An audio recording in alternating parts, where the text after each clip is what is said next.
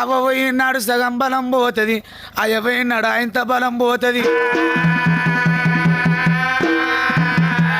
తోడ పుట్టిన అన్నదమ్ములు మంచోళ్ళు అయితే 6 నెలలకో 3 నెలలకు ఒక్కసారి వచ్చి అవ్వగారి బలగాన్ని చూసుకుంటారు ఆడివిల్లలు.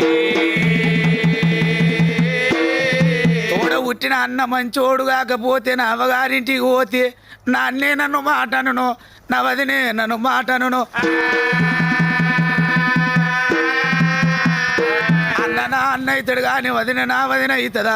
అవ్వగారింటికి పోతే నా అన్న నన్ను ఏమంటాడో, నా వదినే నన్ను ఏమంటుందో అని అవ్వగారి తోవలు మరిసిపోతారు ఆడివిల్లలు.